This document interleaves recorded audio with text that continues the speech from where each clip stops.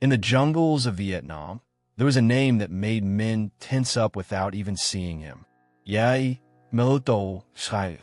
Soldiers whispered about him like he was some legend come to life, while the enemy feared shadows, thinking he was already behind them. Strange, huh?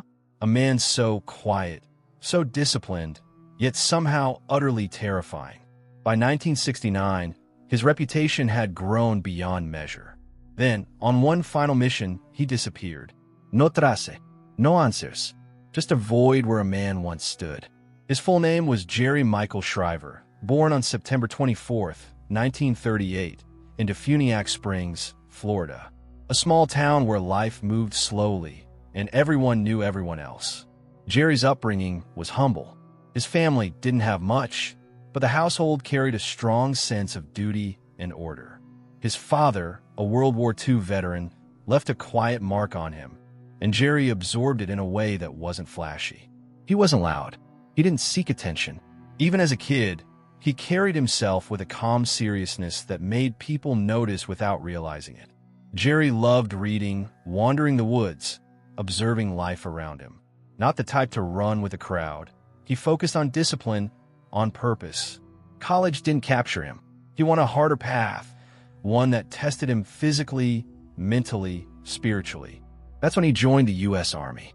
And from day one, he set himself apart, not through talk, but through sheer determination. While others joked or looked for shortcuts, Jerry pushed himself harder, quietly, relentlessly. Early life and the making of a soldier. He wasn't trying to stand out. He just did, and it showed. The Green Berets noticed. Becoming a Special Forces soldier meant enduring some of the toughest training imaginable.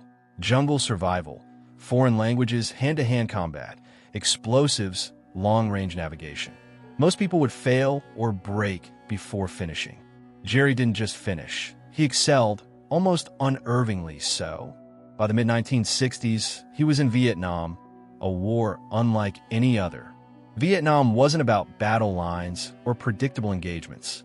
The jungle itself was as lethal as the enemy. North Vietnamese army and Viet Cong soldiers didn't fight like conventional armies. They hid in tunnels, set traps, ambushed relentlessly. One moment it was quiet, the next bullets tore through the foliage. Many soldiers panicked. Some froze. Jerry? He thrived in that chaos. He moved through the jungle like it was an extension of himself. Listened to the tiniest sounds. Read the wind and the leaves. Danger didn't unsettle him. It sharpened him. It's strange, isn't it? Some people find life in chaos. Others collapse. Jerry thrived. In Vietnam, his skills earned him a spot in MCVSOG, the Military Assistance Command, Vietnam Studies and Observations Group. Most Americans didn't even know it existed. It was a top-secret unit, reserved for the most capable, the most fearless. And the missions weren't routine. They slipped across borders into Laos and Cambodia, places U.S. troops weren't technically allowed. They destroyed supply lines, gathered intelligence, sometimes captured officers, always operating with a tiny team against overwhelming odds. Teams were small, 6 to 12 men, facing hundreds of enemies. If they were caught, no one would admit they existed. And Jerry? He volunteered again and again. He wasn't just skilled. He was relentless, precise, almost machine-like in focus. He learned to work closely with the Montagnards, tribal fighters from the Central Highlands. Other Americans mistreated them, but Jerry respected them, fought alongside them, learned their language, shared their food, and they trusted him with their lives. By late 1966, one mission illustrated why he earned the nickname Mad Dog. His team was deep in Laos, scouting parts of the Ho Chi Minh Trail. Everything went wrong fast. Ambushed, surrounded, bullets ripping through the jungle. Most men would panic or hide. Jerry? He moved forward, cold, precise, buying time for his team. He dragged 2 wounded soldiers out under fire, bleeding himself, exhausted. Yet he didn't stop. Made it back to base. Cleaned his rifle. Prepared for the next mission. That's when whispers became legend. He received the Silver Star for his bravery, but medals weren't his motivation. He wanted survival, effectiveness, bringing his men home. the missions that created the legend. 1967 brought more chaos. Vietnam was deadly, relentless, the jungle a constant threat. Jerry pushed through it all. Missions dropped his team deep into enemy territory. The moment boots touched the ground, danger was everywhere. Enemy patrols, booby traps, snipers. Yet Jerry thrived under pressure. His teams gathered intelligence, destroyed supply lines, and sometimes captured high-ranking officers, all without backup. Rumors spread in enemy ranks. Reports came of an American surviving impossible odds, evading capture, striking fear. Some called him the White Ghost. Others whispered that he wasn't human. Bullets couldn't touch him. He never slept. He killed with bare hands. The North Vietnamese even put a bounty on him, reportedly tens of thousands of dollars. In November 1967, Jerry led a mission to rescue American POWs in a Laos prison camp. The camp was heavily guarded, hidden deep in jungle, surrounded by hundreds of North Vietnamese troops. The plan: fly in at night, sneak through jungle, attack, rescue prisoners, get out fast. No backup. They reached the camp unseen, attacked swiftly. Dozens of guards were neutralized within minutes.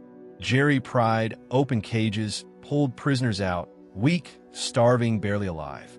Even after being shot in the leg, he refused to stop until every single man was out. Helicopters lifted off. All POWs rescued. None of his men lost. Another Silver Star came, yes, but more than that, he'd brought soldiers home. And that mattered more than anything. The final disappearance.